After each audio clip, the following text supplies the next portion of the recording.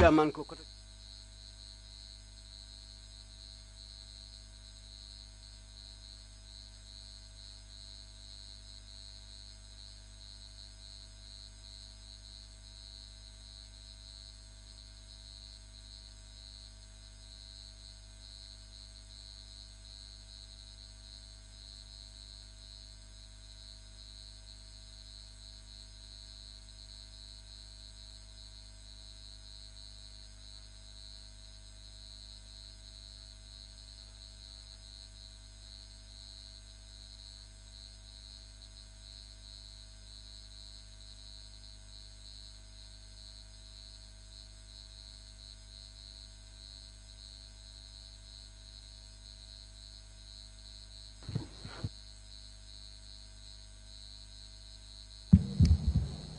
I, Duta Kamaso, I, Duta Kamaso, do swear that I'll speak the truth, I will speak the truth, the whole truth, and nothing but the truth. and nothing but the truth. So help me God. So help me God. Thank you. Sit.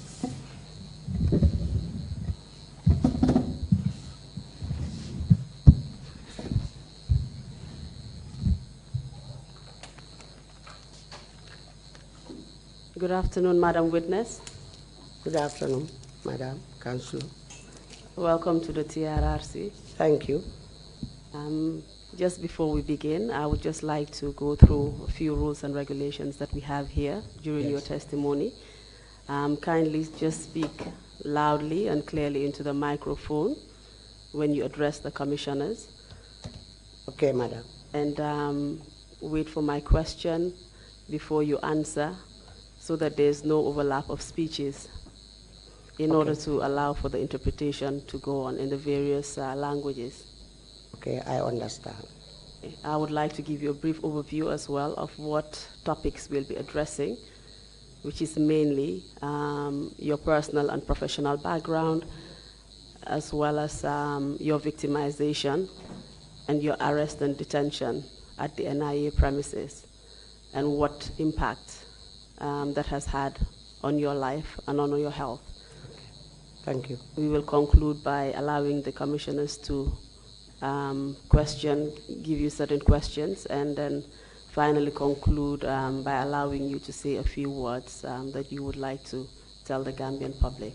Okay, thank you, Councillor. All right. Are you ready to begin? Yes, I am. What are your names? My names are Duta Kamaso, and some people call me Honorable Kamaso because I was a member of Parliament. Where do you live? I live at Tabokoto. What is your occupation? I am now a retired politician, not actively in politics. You mentioned that you were honorable at a certain point. You were a member of Parliament. Yes, I was. Can you tell us from what period you were a member of Parliament? I was elected in 2002, and I came into Parliament when we were sworn in March 2002. And how long did you actually serve in that position? I was at the Parliament from 2002 until my arrest on the 31st of May 2006. Can you give us a brief summary of your educational and professional background? Okay, I started at the Sutukoba Primary School in 1962 to 1968. Upon completion and having passed the Primary 6 examination, I entered the Crab Island Junior Secondary School. Sorry for interrupting you, where was Sutukoba Primary School located? Your primary school, where was it located? In what It was region? at Sutukoba Village, Woodley East, URR. Okay, thank you. Please proceed. Yeah. Then from there, I attended Crab Island Junior Secondary School at that time, and I completed it in 1971. Then I went into the hotel industry. I served in the hotel industry from 1972 until 2000, when I left and decided to go into politics. Give us a brief explanation of your political activities after you decided to go into politics. First, I approached the people of Woolly East and showed them that I was interested to become their parliamentarian. And they accepted, selected me, and then they endorsed my selection, and we went into the campaign process, and then I won the elections. What motivated you to represent your community at the parliament? You know, if you know the geographical history of the Gambia, I come from a constituency which is very poor. Poor in terms of services, poor in terms of education. There were many things lacking in my community. So I believed that having served at the parliament, I could do a lot for them. And which political party did you represent at the parliament? I was with the APRC. Kindly tell us, after you were elected as a National Assembly member, kindly tell us what kind of activities you engaged in, and perhaps what concerns you took up at the level of the parliament for your constituency. Okay, when I became a member at the National Assembly, I was selected in various committees which deal with issues concerning the Gambian people. And we used to go around the country sometimes, visit the people, and come back to Parliament and discuss these issues. And I was among the parliamentarians who were there to implement laws and policies. Was there anything that stood out whilst you were a member of Parliament? Was there any activities that you embarked on that stood out? Yes, I was very vocal in my contributions at the adjournment debate. I used to bring out issues concerning the Gambian people, and I used to discuss them at length.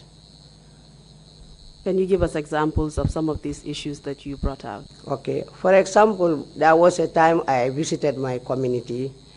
This was at the end of the groundnut harvest. I found that their seed nuts were collected and were put in the various, secos, and they were given a piece of paper each. So they could not access their money, and their seeds were taken away from them. So when I came back to the parliament, I raised this issue. It was because I was really concerned. These farmers were there poor. They had their groundnuts stored somewhere. They could not get access to their money. So I was making a suggestion to the Minister of Agriculture then, because they were all seated with his technocrats. And I told them that I want to make a suggestion that government does not buy groundnut from farmers. But if any company or persons come and say, I want to buy groundnut from farmers, they should ask you a substantial amount of money which should be put in the central bank, so that in the event they fail to pay these farmers, that money could be tapped to pay them. And then I went on to elaborate on a loan that we had ratified in the parliament, which was supposed to construct the Lamenkoto-Pasamas road. That road ends from where I come from.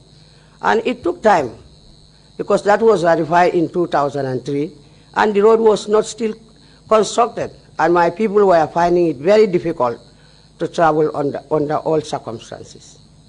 Was this particular loan given to the government of the Gambia? It was. And are you saying that the purpose for which the loan was given was not implemented? It was not implemented. You said that you were very vocal, and you've given examples of how vocal you were in Parliament. Yes. Can you tell us some of the, perhaps some of the effects this had, on your membership in Parliament? Some people did not take it very well with me, because they believe,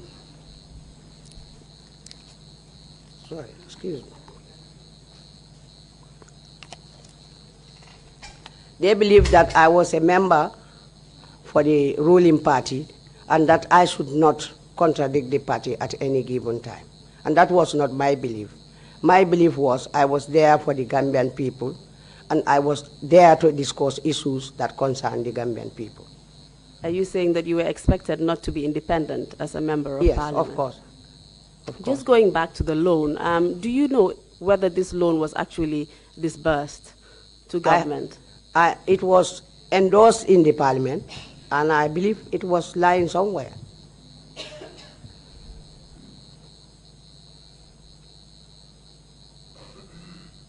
You said you served in Parliament from 2002, May 2002 to 2006. Yes.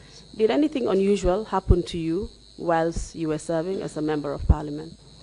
At that time, I used to hear comments from certain people saying, she is a member of APRC, but she's not a strong supporter of APRC. But let's wait, we'll do something about her. I once heard some people discussing that. Do you know which people were discussing that? I once heard Fatoumata Jahumpa talking to some people.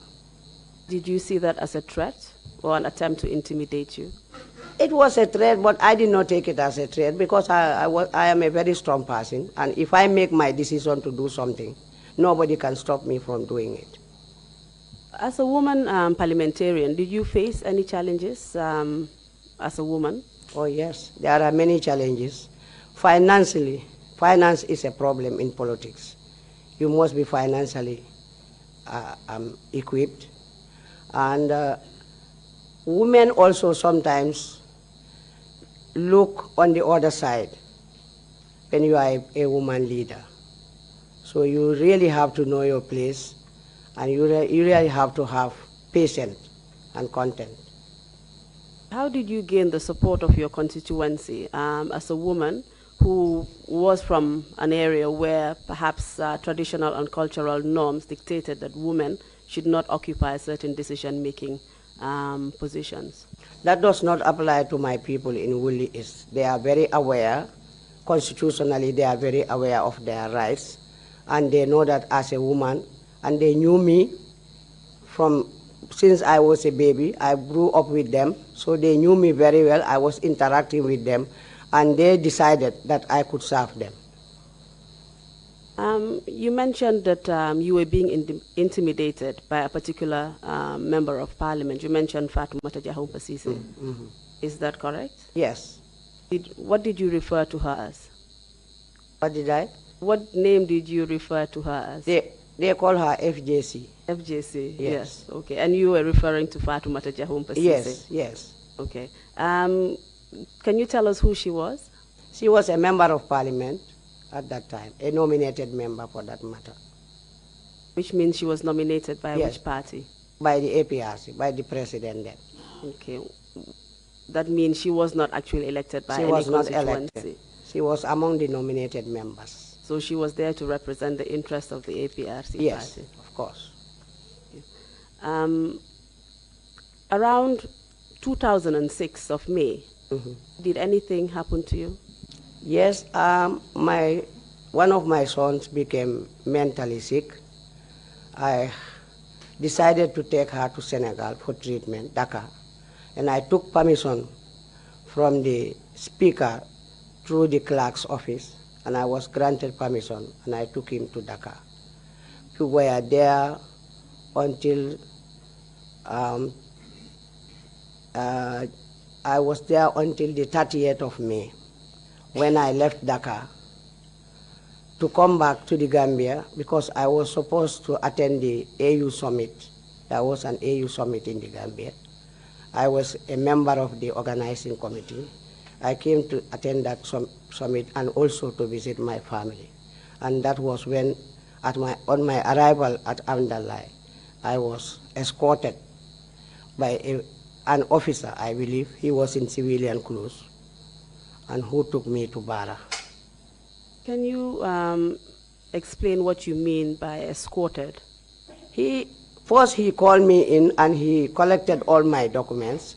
I had my national ID card, my passport, and my National Assembly card because I always travel with my ID cards. He collected them and he informed me that he was asked to escort me to the police station. And that was the Amdalai police station? No, he took me to Bara. He took me inside the Amdalai police station. There was a small room, an office, I think.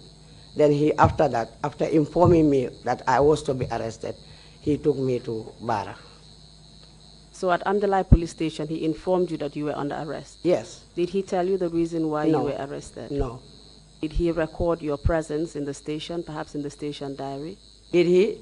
Did he record anything in the station diary to show that you were there? Not to my knowledge. What happened next? You said he took you to Bara. He took me to Bara, and we arrived in Bara at the early hours of the morning, which was before 6. And he handed me to the officer, the station officer at Bara. And to my surprise, I was put in a cage. And they put a padlock on the cage. It's a cage outside the cells, but it is behind the counter. And how long were you detained there? I stayed there until when the morning prayers were called, and I asked the officer, I said, could I pray? And he said yes. What time was that? This was around after 6 when the early morning prayers were called. And what time were you actually arrested at Amdalai? I arrived at Amdalai between 4:30 and 5. So after you prayed your morning prayers, what happened next? Then I was there for some time with him. He asked me to sit outside. And after finishing my morning prayers, I told him, listen, I know that I am under arrest. What do you think I am going to run away? I said, I'm not going to run away. So there is no need for you to put me in a cage. So he gave me a chair and I sat down. Where you were detained, whilst you were detained in the cage, were you detained with anyone else there? No, I was only on my own. Okay, so you were later released from the cage and Yes. you were allowed to sit behind the counter. Exactly. And what happened next? Then when the ferry arrived, I believe, he escorted me to the ferry and took me to the crime unit in Banjul. Is that the major crimes unit or the serious crimes unit in Banjul? The serious crime unit in Banjul, police station. Okay. And who did you meet when you went to the serious crimes unit? I was escorted there, and then they asked me to sit down in a big room. I was there, and I used to see officers coming in and out, but they never said anything to me, and I sat there from that morning until 5 p.m. And what time did you arrive at the Banjul police station? It must be after 8 to 9. And when you sat there from morning until 5 p.m., what happened?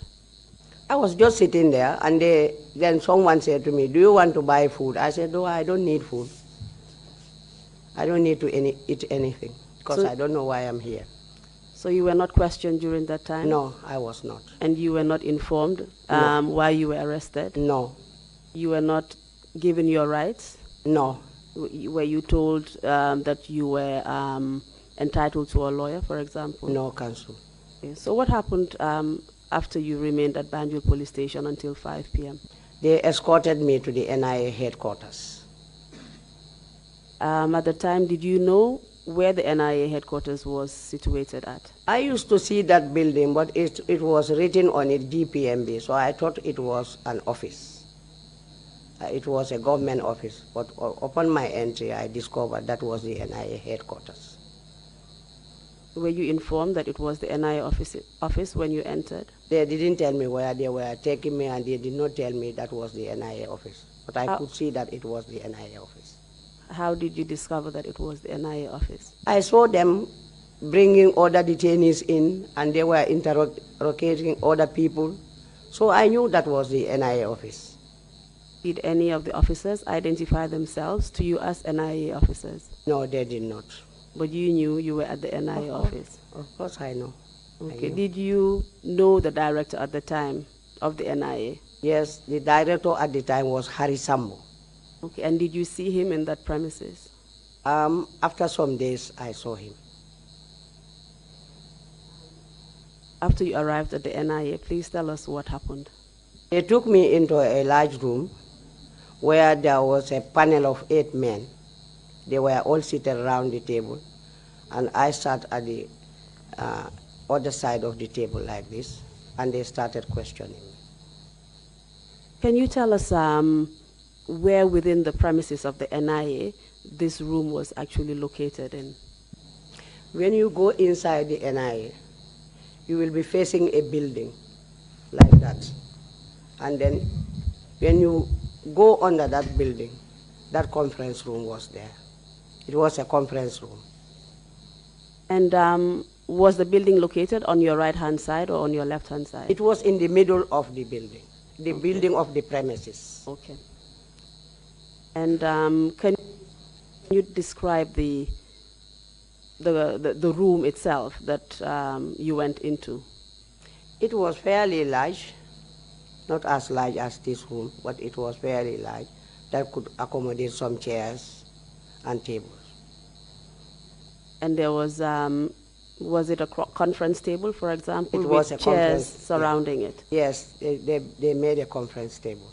And you said there were 8 men seated? Yes, they were. Did you recognize any of these men? Some of them I came to recognize later. One of them was Fali Jama, who I knew now after some time through the internet. That information I got through the internet, that he was among the junglers. And who were the junglers? They were the people committing atrocities for the former president and the former regime. What kind of atrocities were they committing? Well, they were torturing people, putting them in detention, and some people died in detention. Some people died after detention. So all those sufferings, I call them atrocities. Okay. And how did you come about this information about the junglers torturing people and people was dying under their custody? This was no secret rumor in the Gambia. It was a rumor, but it was a rumor that was going around, and it was real, and people were talking about it. Even if you have to go behind doors and talk about it, people were talking about it. Did you, for example, hear about the junglers through any particular source, any particular reliable source? No, I only hear it from people. All right. Can you tell us who else was on that table? There was somebody they called Mr. Cisse. I don't know his first name, because they were calling themselves by their second names, Cisses and all that, like that. Do you know from which institution he came from? I think he came from the police. And do you know what his capacity was at the police? No, I did not. Any other people you recognized or remembered? No. At that conference table, those were the people. I can't remember any of them anymore. You said, how did you say these men were dressed? Pardon? How did you say they were dressed? They were all dressed in civilian clothes. Okay. Were they civilians? They looked like civilians. They looked like civilians, but do you know? But I knew they were NIA officers. Okay. Some of them were NIA officers, is that correct? Yes, some of them. Yes, because you mentioned that there were other people from other the police service units. Yes. Okay, so they were from the service. Yeah. Okay. Can you tell us what happened after you went into the room and met this group of men? The moment I sat down, there was another man called Nuru Cham. He was the first man. He made a statement to me. That was not a question. He said to me, Honorable, we are going to ask you a question, but don't lie to us. I said to him, what makes you believe that I'm a liar? And do I know what you are going to ask me? If you want to ask me any questions, please do so. Don't ever call me a liar. Do you know who appeared to be leading the group?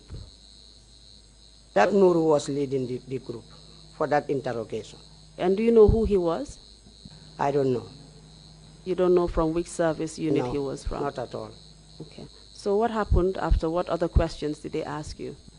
They asked me some irrelevant questions like which newspapers do I read?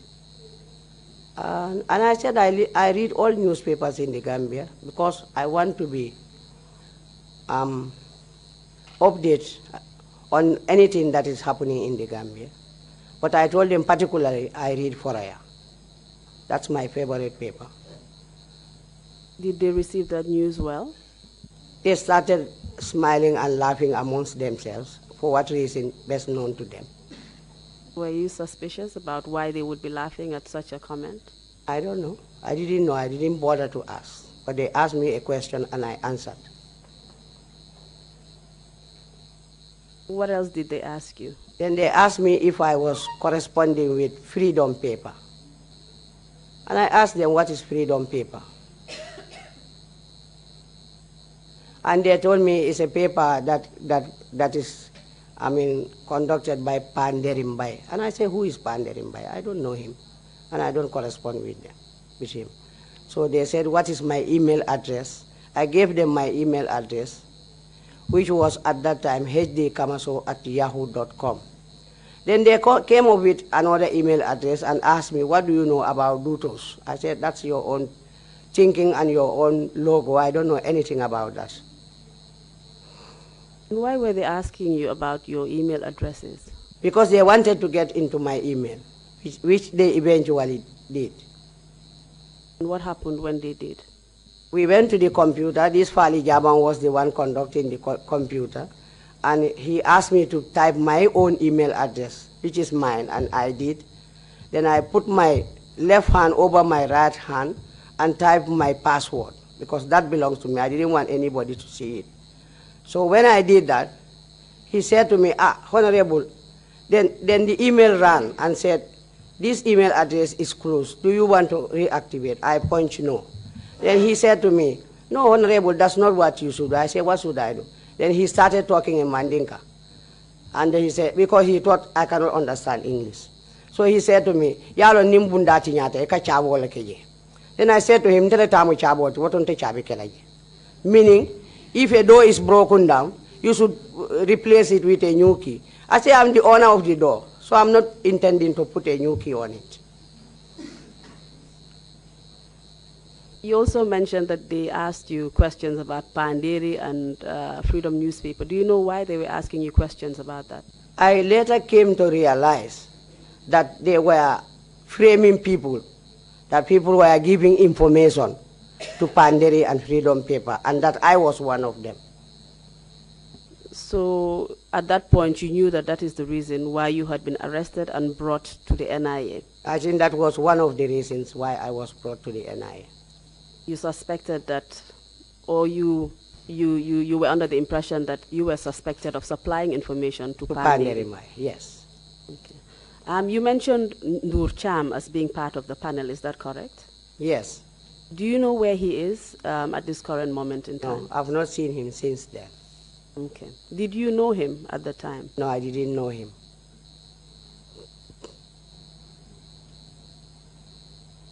Do you know which force he belonged to? I just saw him at the NIA. Okay, that's fine.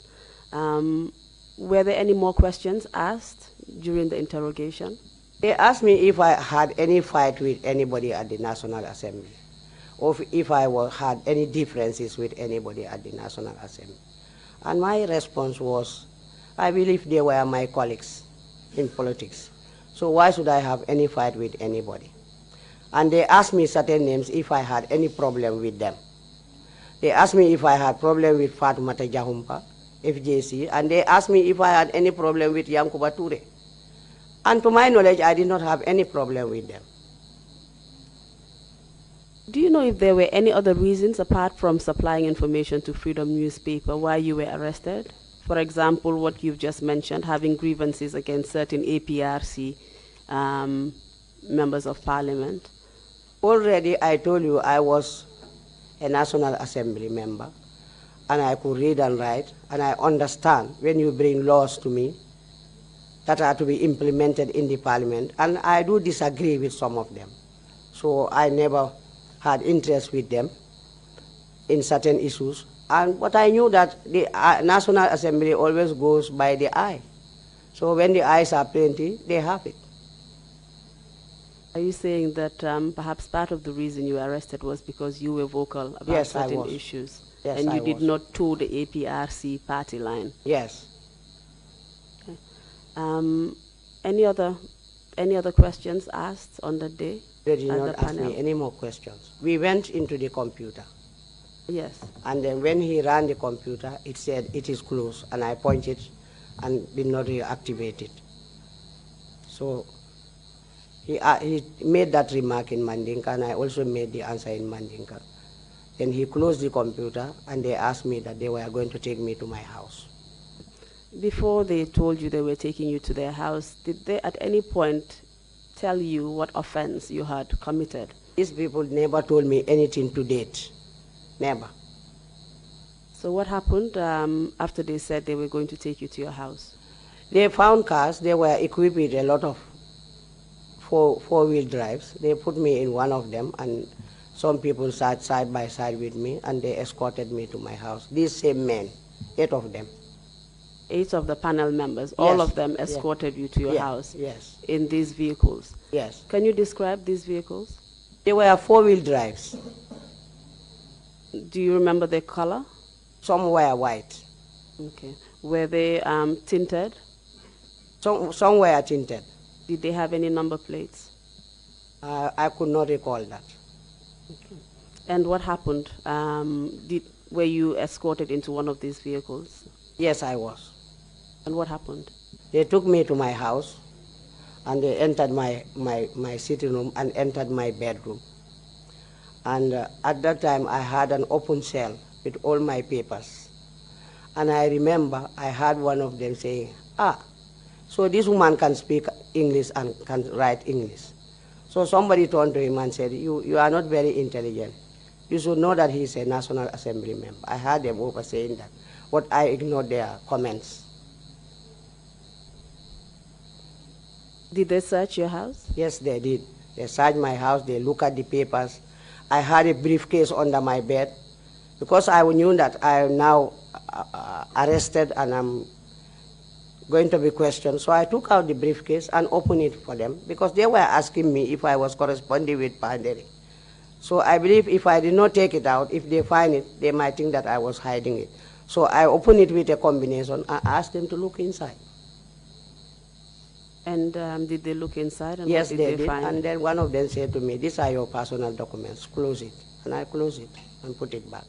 Did they find anything in your house that was of interest to them? They did not find anything at all. Did they take anything away? They did not take anything away. They did not find anything apart from my documents from the parliament. When you went to your house, was there any member of your family present? Yes, my first son was there with his wife and my grandchildren and my extended family. And how did they react when they saw you walking with those 8 men from the NIA? My son was very sad, but he's a man and he stood well. But my daughter-in-law was the one who was broken down because she was pregnant at that time.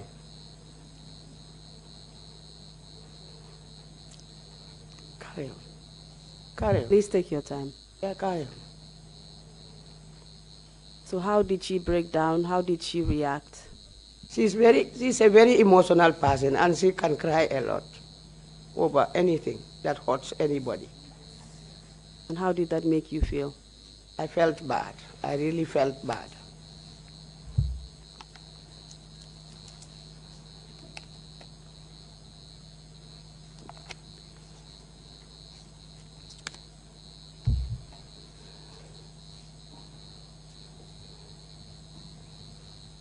So tell us what happened after your family members saw you and they got emotional. You know, I traveled throughout the night from Dhaka, and I was detained at the NIA the next morning, up to 5 o'clock, and then we went to my house around some minutes, 6 to 7. So is that in the morning or at night? I was arrested in the morning. Yes. I spent the whole day, half of the day at the headquarters. Yes. Then I was taken to the NIA, interrogated, and was taken to my house. And this was around 7 p.m. So my son looked at me and said, Mom, are you hungry? I said, yes, of course. I did not eat anything. So he asked them if he could buy food for me. He could provide food for me, and they said yes. And he provided a sandwich for me, which I took along with me. Were your family members aware that these people were from the NIA and that you were actually being escorted back to the NIA? Oh, yes. Any sensible family at that time, if they see these people, they would know that they are from the NIA. Why is that so? How did they appear? Because the way they appear is they are in civilian clothes, but you can see that they were people who were very serious with people. They did not waste time with anybody, and the way they escorted you would tell your family that this is the NIA. Did they manhandle you or treat you with any violence? No, they did not. They did not manhandle me. How did they speak to you, for example? They just treated me like a detainee. It was obvious that you had your rights were taken away from you. Of course, madam. Of course. Okay. So what happened after you had some food to eat? What happened next? Now, when my son brought this food, they asked me that we should go back to the NIA, and I took my food with me. I had it in the evening. So when we went back, they put me in a room, an open room, and I found some men who were also detained, and they asked me to sit down with them. Tell us which room you were taken to. What was the location of the room within the NIA premises, please? You see, when you enter the NIA, this is the first room on your right. It is I think it is a reception area for them. That is with a green painted window. That at that time, that is where we were kept. Can you describe the room itself, the appearance of the room and the condition of that room, and how big it was? The room had one window and one door, and it was a very rough carpet that was put on the floor, and that is where we used to sleep. Were any beddings provided to you? Not at all. And what was the state of the floor that you were lying on? I mean, this is a carpet where people walk on throughout the day because people were coming in and out. And in the evening, that's where we used to sleep. You mentioned that at no time were you informed the reasons of your arrest. But do you know who was responsible for your arrest, or perhaps who reported you to the NIA? I could not tell to date. Do you have any suspicions? The only suspicion I would have is that I was not in line with some members. I would have said that. And who were these members you were not in line with? The ones I mentioned before. Can you please just repeat like that? FJC, Fatoumata Jahumpa. Sorry. What about Yankuba Toure? Do you think that he had anything to do with your arrest? You know, there was a time we went to my constituency on these political tours. And to my amazement, they called my chief, Yankuba, my chief, Fatoumata, and some other members. They went inside the room. And then I was not accepted in the room. I didn't know what they discussed. Then when we went to Basse, I heard my former chief, he's late now. I heard him saying, yes, she's very detrimental to the party and the government. I overheard that. So when the announcement was made that I was arrested because I was involved in activities that were detrimental to the government and the party, so I knew some people were behind it. Do you know what they meant by activities that were detrimental to the government? Not to my knowledge. As far as you were concerned, did you actually do any activities that were detrimental? I didn't do any activity. As far as I am concerned, I was serving my people and I was trying to talk the truth, nothing but the truth at the parliament. Madam Witness, can I just remind you just to wait until I ask my question before responding? Sorry. Just for the interpreters so that they are able to keep up with the interpretations. Yeah, thank you. After you were arrested, do you know whether any of your National Assembly counterparts, the other members of the National Assembly, do you know if they were aware of your arrest? Oh yes, everybody was aware of my arrest. Do you know how they became aware of your arrest? They knew it when the announcement was made. And where was this announcement made? It was on the Point newspaper. Do you have a copy of that Point newspaper with you? Yes, I have it here. Okay, it was the 2nd of June. Which year was this? This was 2006. Okay, thank you. Can we make it available to the commissioners, please? Yes. Can you just... Mr. Chairman, we would like to make an application for the Point newspaper dated the 2nd of June 2006 to be part of the record. Application granted. Thank you, Mr. Chairman. So, exhibit number.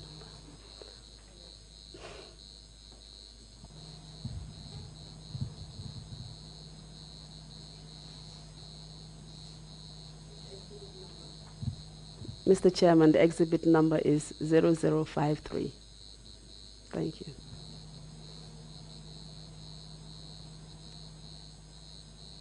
Okay. Do you know how they reacted when they heard the news that you were arrested and detained? Some of them were very sad. But I knew that some were happy that I was out of the way. Did they do anything after you were arrested? Not to my knowledge. They didn't do anything to assist you or to remove you from detention or to petition the authorities? No, nobody ever came to visit me or ask me for anything. Apart from your detention being reported on the newspaper, can you tell us what else was actually stated on the newspaper, apart from your arrest and detention? Whilst I was in detention, I became very sick. And I don't know how the public knew about it, but it was rumored in the country that I was dead. And some even said they saw my corpse going to my home village. It was carried to my home village. And how did you know about this?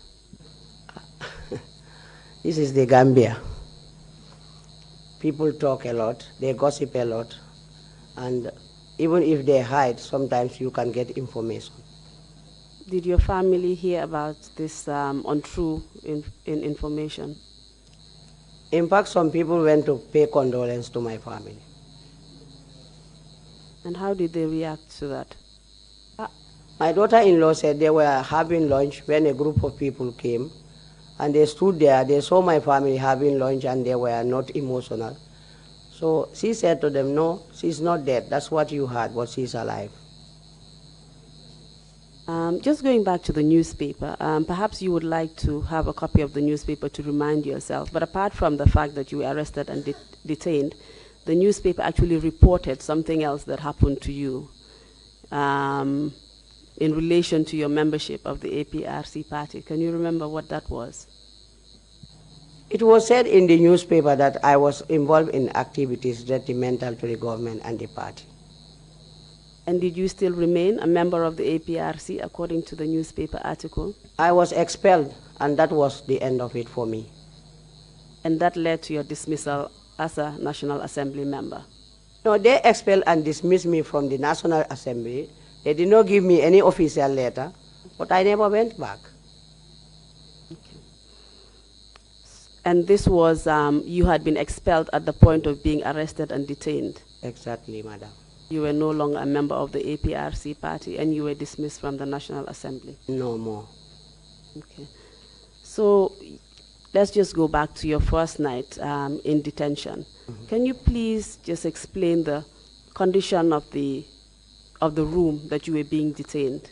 Can you give us further explanation about how that room appeared to be and the condition it was under? You know, in that room there was one easy chair, and then the male felt that I should use it. So I was sitting down almost throughout the night. And then I was thinking, what's happening? Why am I here? What is going to happen? You know, you ask all those questions yourself. But I never got any answer. And I think that night I was really traumatized. You mentioned that you were detained with some men. Yes. Were you the only woman there? Yes, I was. And you were detained with these men? You were not separated? No, I was not. Okay. Can you, do you remember any of these men you were detained with, their names and perhaps where they came from? Yes, I was detained. We found one Lamin Fati there, who's a freelance journalist. And I was detained with Malik Mboob, Lamin Bojang, and one Buba Jamme, who came from the armed forces. And do you know why these men were detained at the NIA at that point? Apart from Lamin Fati, the rest of us were,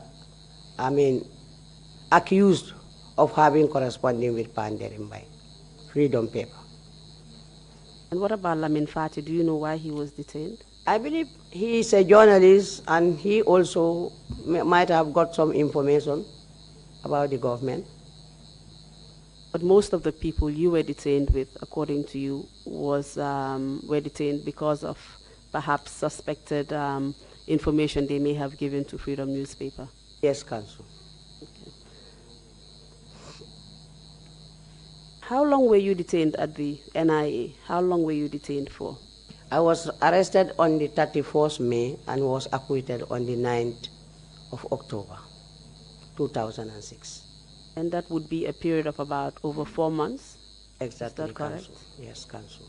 And during that time that you were detained at the NIA, you were kept in this room that you described? Yes, Council. And were you there with all of these other men, or did they leave at some point and some other people came? No, for these people I have mentioned, I was there with them until my release. But during our release, there used to be other people arrested, brought in, stay there for some days or some weeks, and they go home. Or they go away. I don't know where they go. So were there can you remember which other people came in after you were detained? Several people, but I remember one Abu Dandenjai, who was with the IEC. He was an elderly man, very educated, highly educated. And what position did he hold at the IEC? He was he was one of the officers. And when he was brought in, can you just describe his condition and if you know what he was brought in for? I didn't know why he was brought in for and what. What I saw, he was very uncomfortable. He was an elderly man, and he started talking to himself. So I decided to give him some Ovaltine mixture, and I sat down by him, and I started talking to him, and I told him, look, I am also detained, so take your time, don't harm yourself, otherwise your blood pressure might rise. And how long was he detained at the NIA for? He was there with us for a day, and I think he was acquitted on the next day. Do you know where he was taken to? No idea, madam. Okay. Any other people that you remember? During the course of my detention, one day, the present Speaker of the National Assembly, Mariam Denton, was brought in. She said they brought her from the Mile 2 Central Prison. And there she sat, and she also was not with herself, because she was very scared. You could see that. I am a mature person. I know when somebody is terribly scared. She was so uncomfortable and started talking. And then when she realized that I was the one next to her, then she said, oh, Honorable, you are still here. I said, yes. And she told me, Honorable, be careful. Don't let these people take you to Mile 2. I said, why? She said, you will die if they take you there. They will torture you until you die. And that was very emotional. And we cling together, and we cried a lot. And who was Mariam Denton at the time when she was detained? I knew her as an activist lawyer, a lawyer by profession, and I knew she was a very strong supporter of the UDP party. And did you mention what position she currently holds? She's the present Speaker of the National Assembly. You mentioned that she informed you that she was tortured. Is yes, that correct? She did. Did she tell you how she was tortured? We did not go into that detail. Did you see from her appearance or her condition, did you actually see that she had been tortured? Yes, you could see that, because I knew her, We were not well acquainted, but I knew her, and she was really drained, if you know what I'm talking about. You mentioned Alamin Fati, who was a freelance journalist, detained at the NIA. Were there any other journalists who also who were detained at the NIA, brought to the place where you were kept? You know, I forgot to mention that on the day I was arrested, one Lamin Cham, who's a BBC journalist, a sport journalist, was also arrested. But I did not see him until the next day. At night, they brought him in. He was tortured outside the room. And when they finished with him, they took him to our room. And I could see that he was severely tortured. Can you just describe where you say he was tortured? He had lashes all over his body. His one eye was blackened. The nail on his right toe was ripped up. And he told us that he was severely beaten. Did you see him being tortured? No, I did not see, but I could hear him crying outside. Do you know who was responsible for his torture? Did you see his torturers or hear anything about who tortured him? It was some personnel from the NIA. That's what he told us, but I didn't know who was torturing him. You don't know who these personnel were? But he mentioned one Musa Jamme, who was among the torturers. Okay. And I learned that from him. Okay. Did he tell you who Musa Jamme was, apart from being an NIA officer, of course? Musa Jamme was somebody who was going around with Yaya Jamme all the time. And you mentioned that at the time, Harry Sambu was the director of the NIA. Yes, Council. Okay. And he was aware of everybody that was detained at the NIA premises? Yes, Council. So tell us what happened after Lamin Cham was tortured and he came into your detention place. What happened next? The next day, I think they took him to a clinic, a military clinic, treated him, and then that was when I did not see him again. Whether he was discharged or taken somewhere else, I didn't know. I have not seen him to date. What was his condition after he was tortured? He had injuries, like I told you. He was there, and you could see that somebody who was being tortured, how he felt. He was not really in a good shape. And did you do anything for him? Yes. We asked the security officers to boil some hot water for us. And we put a towel, one of our towels, in this hot water with some salt.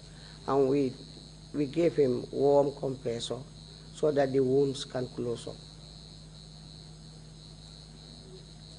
Can you just describe what kind of wounds he had on his body and where these wounds were located on his body? He had marks from lashes all over his body, strong lashes. And these wounds, were they superficial wounds or deep wounds? They were? They very slight wounds, or were they deep cuts to the skin? Some were deep, some were slight. And you in said fact, the blood was dripping from his body. Blood was dripping from his body? Yes. And you said he had a toenail that was stripped from his toe? Yes. Okay. And you suggested that these wounds were caused as a result of him being whipped? Yes, Council. And do you know what kind of instrument was used? No, I was not there when he was being tortured. Okay. Any other people that came into detention whilst you were there? Many people came, Madam. I cannot remember some of those names. Can you remember any more apart No. from the ones you've given us? No, Council.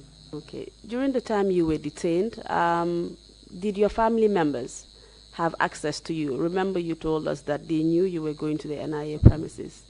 Did they have access to you? For the first 3 days, they did not. It was after some time that my son was allowed to come and see me.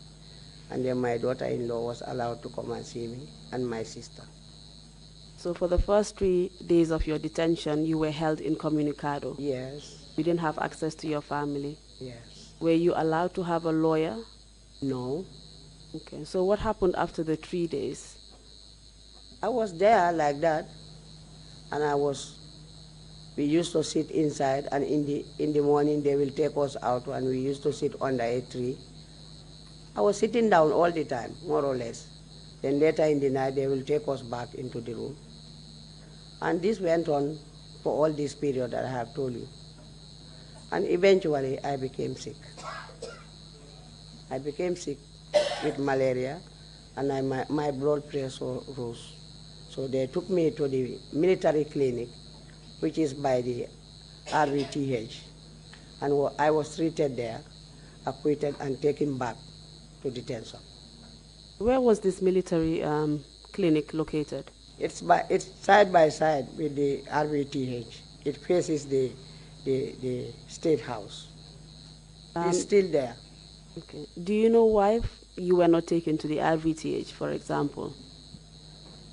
I think anybody at that time, I realized, who was detained was taken to the military clinic, because I believe they did not want anybody to know your whereabouts, and for family members or friends to see you at the RVTH. You said you contracted malaria. How did you contract malaria? That place was infested with mosquitoes. They used to bite us day in, day out, throughout the night. There was no end to mosquito bites. So what happened when you were taken to the military clinic? I was treated by the military doctor. And how long did you spend at the clinic? I was very sick. I think I spent more than 1 week there. And at what point of the detention was that? This was around August. And that was how many months into your detention? 4 months. I believe you told us that you went into detention in May. Yes. Yes. Yes. So May, June, July, August. I became very sick Yeah. in August. Okay. And what eventually happened after you were treated at the clinic? I was treated because when he took my blood pressure, he saw that it was 175 over 200. So he said I needed treatment. He gave me some treatment, and then my family were allowed to give me some food. They used to bring me some food, decent food. And after some time, when I became better, I was discharged and taken back to detention. Madam Witness, can you please just bring the mic forward, Okay. so that we can hear? Just drag it forward, and then you can be comfortable in your Okay. seat so that Thank we you. can hear you properly. Thank you. Your speech is fading away. Thank you. Yeah. You mentioned that after you were discharged from the hospital, you were allowed food to be brought in for you. Yes. Was this at the hospital or at the NIA premises? No, this was at the hospital. So your family had access to you at the hospital and they were bringing food? Yes. Okay, so what happened when you went back to the NIA? You know, during my detention, even from the beginning, I refused to eat their food, the food that was served. I refused to eat it. And then one day they took me upstairs to one Mr. Sen. I think he was in charge of all the detainees. He's a blind man. And he said to me, "Honorable, I heard that you are not eating food." I said, "Yes." He said, "Why?" I said, "I don't like the food. That's all." He said, "What are you eating?" I said, "I eat a piece of bread and tea." And he said, "But that is very serious. That can, deteriorate your health." I said, "Yes. Mr. Sen, I'm here for two things. Either I die in this detention or I go home. It's one of them that will happen." So he became sympathetic, I think, and he asked me to tell my family to be bringing in food for me from time to time, which they did. Who was this Mr. Sen? Can you remember his first name? I don't know whether he's Abdullah or what. I don't know his first name. Do you know what his position was at the NIA at the time? He held a very high position at the NIA because he was at the office upstairs. Do you know if this Mr. Sen held other high-ranking positions later on in the government, in the APRC government? I don't know whether he was once nominated as an assembly member or what, I don't know. But he was among the intelligence officers at the NIA. Can we just go back to your conditions of detention, where you were detained at the reception area in the NIA? Okay. Did you have access to a toilet, access to have a shower? Were you given the chance to change clothes? There was one toilet available to all the detainees, and I was the only female using that with the men at that time. And this was a toilet. Did it have a bathroom facility? They had a bathroom facility which was on the other side of the toilet. Were you also using that with the men? Yes, I was. What was the level of privacy that you had? I used to make myself private, but there was no privacy because I was sitting with men. But as a matured person, I try to cover myself up. What was the state of the toilet and bathroom facilities? Was it clean, for example? It was not clean, and it was infested with mosquitoes. Throughout the time you were at the NIA, did you have access to a lawyer in the end? I decided in the end to engage a lawyer. I asked you about having change of clothes. Do you remember if you were able to change your clothes? Yes, when this Mr. Sen took me inside his office, he offered me that my people can give me food and also they can bring me some fresh clothes whenever I need them. And how far into your detention was this? This was in the 3rd or 4th month. So before that, were you able to change your clothes? No, I was with 2 dresses, and one I used to wash in a small bucket when it gets dirty. And how did you have the second dress? Pardon? How did you have the second dress? Did you have it with you when you were being I had it with me arrested? when I was arrested. Otherwise, you would not have had the opportunity No. to have a second dress. No. So what happened in regard to the lawyer that you said you were able to engage? Yes, when I became very fed up, because I was fed up, counsel. Yes. I was tired, I was getting sick, I was emotional, my family were emotional, my friends were emotional. So I engaged the lawyer through my son. I engaged lawyer Bori Ture through my son. And what did he do for you? I asked my son to tell him that I want to be released unconditional or we go to court. What happened? Did he do anything about that? Yes, he did something. I think he engaged them and he sent a message to me that I should be patient and he hoped that I will be released. Eventually, I was called one day and I was released. That was the 9th of October. And do you believe that you were released because of his intervention? Oh, yes. He's a strong lawyer. But you didn't go to court? No, I was not charged. I was not taken to court. So his interventions were not of the legal nature? They were, because he's a legal practitioner, so he must have taken some legal steps, of course. All right, thank you. Tell us what happened during your release. How were you informed that you were going to be released, and under what conditions were you released? They called me one day to the office. That office was manned by one Demba Jao, I think. He lives at Farato now.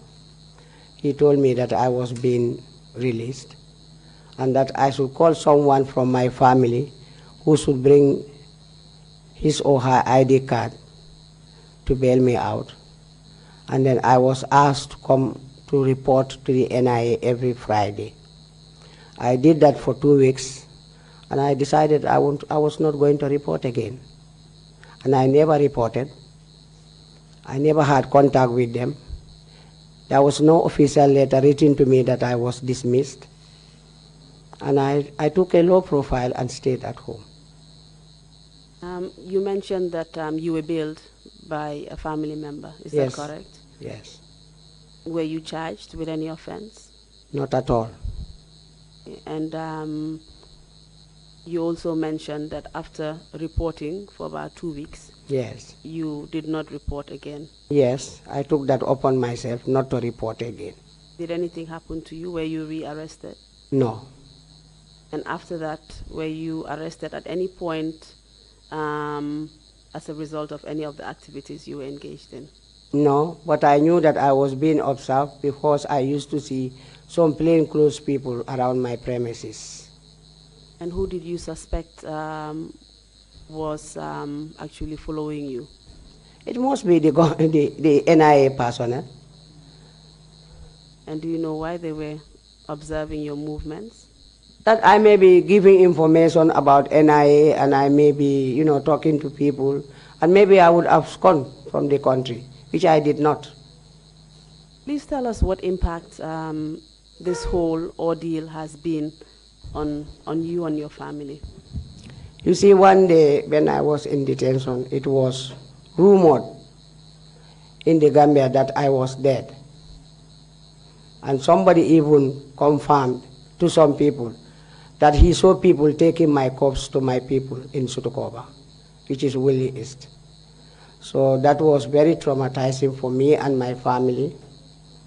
That had a big impact on me. The other impact is I am a woman who believes in advocacy. I believe that as a woman of my caliber, I can do something for my country. I can support people's issues, and I can discuss and have dialogue on how to bring development to the people of the Gambia. And I started doing that.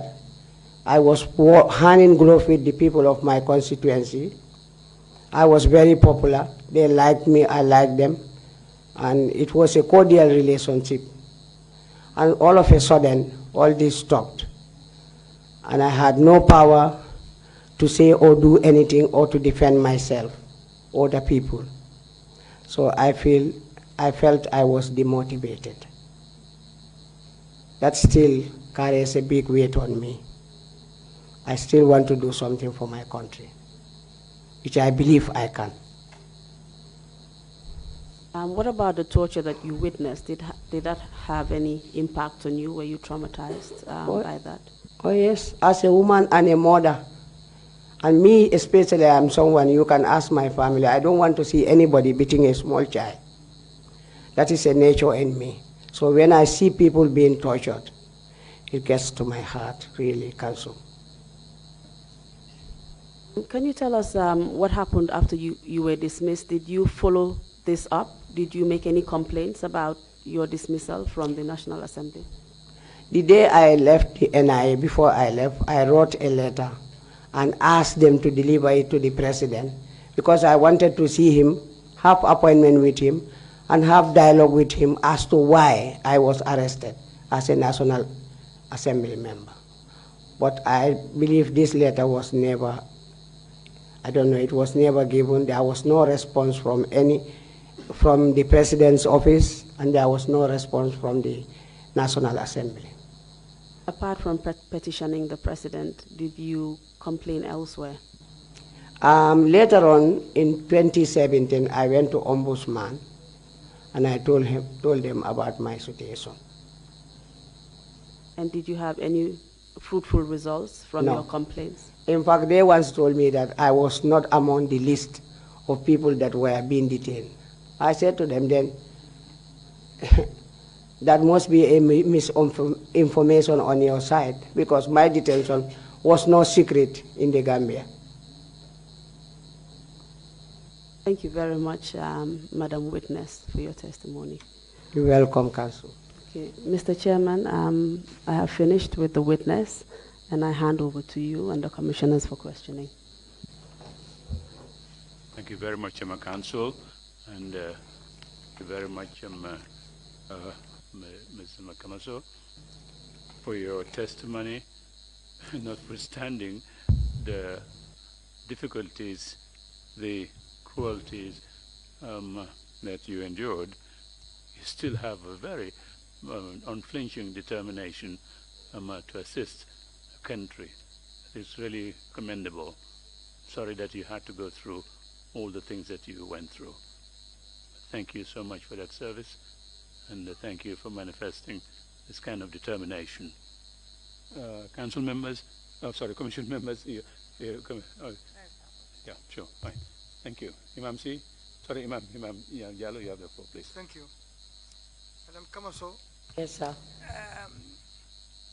While you were in detention, Mm-hmm. did you ever experience torture in the cells? On myself, I was not physically tortured, but I was mentally tortured.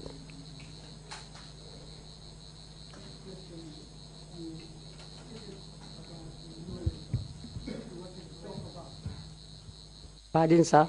The loan that you spoke about, Yes, sir. did you ever follow up to see what happened to that money? Was it used for the purpose for which it was meant or not? No, I never followed them. I thought the National Assembly was the only place to discuss it. Thank you. Deputy Chair, you have the floor. Thank you, Luther. I want to know, when you were in detention, who was taking care of your sick son in Senegal? When I traveled to Senegal, fortunately for me, I went with a relative because my son was in a private clinic. We booked in a private clinic and I paid for it and I left them there. And this was a very sad part of it because my son did not know what happened to him. They had to tell him that I traveled to America. But he was there with a relative.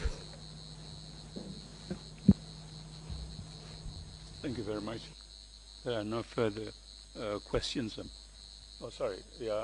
Commissioner Carr. Thank you, Mr. Chairman. I have one question. Did the National Assembly do anything about your detention? Whether they did anything about it? Yes. No, not to my knowledge. Thank you very much. You have any concluding remarks to make, Madam Kamaso?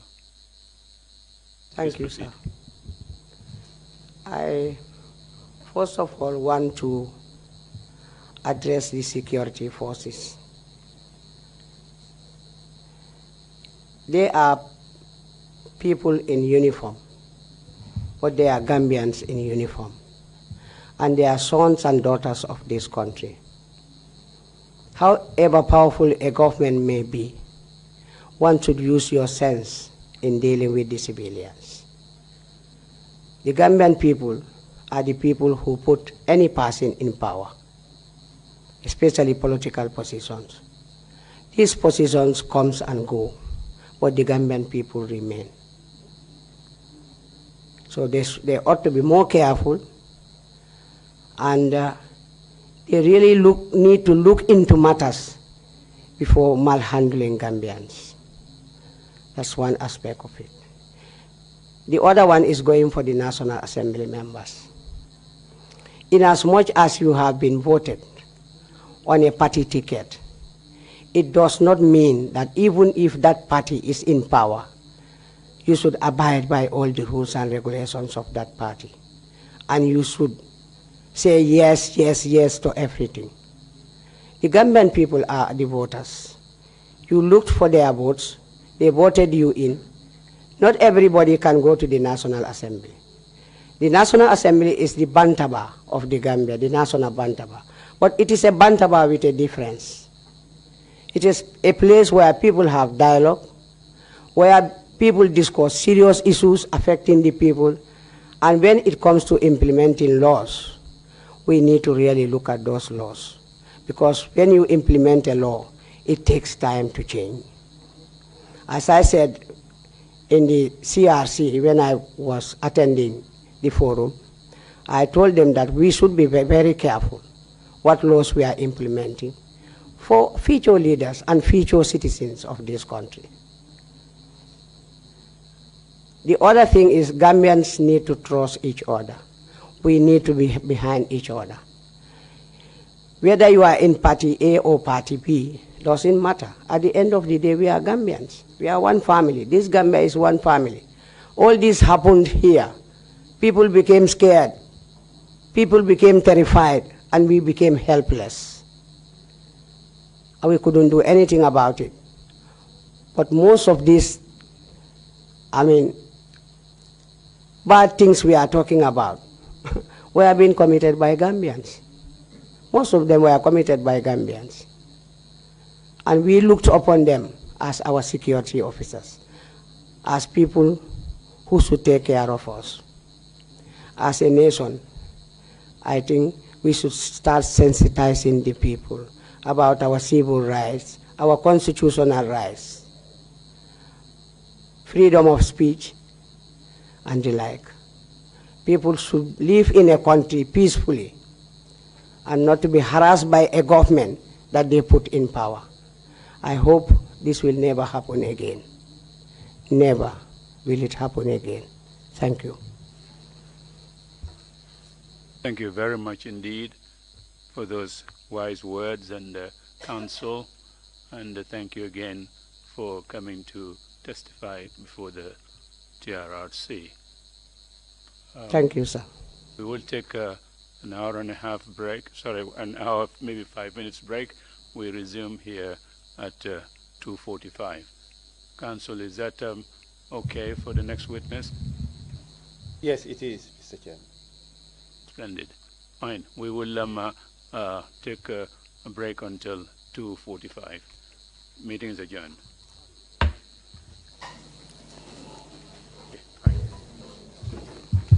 da nga bëgg bagage bu baax qualité te mu ci ayib yow mi nga xamante ne samp mooy sa liggéey plumbing welding gardening ak carpenter bi dem leen ngeen seeti Total Shop bii moo yore bagage yu baax qualité mu ci ayib dëgër te du la sonal yow mi koy jëfandikoo ñu am fa generators hardware and lockshed power tools accessory safety product lamps bench tools measuring tools hand tools light construction equipment garden tools welding machine air tools seet si leen ñu fii ci Jimpex wala ngeen dem ca Serekunda foofu ca biir Kaama Garas wala ngeen yëkkati seen téléphone jokkoo ak ñun ci namba yi 788 9138 wala 795 2973 756 1212 ñun waa Total ñoo leen di jox bagage yi gën ci seeni liggéey te du ngeen ci sonn benn yoon doomi réew mu baax moo ko fi def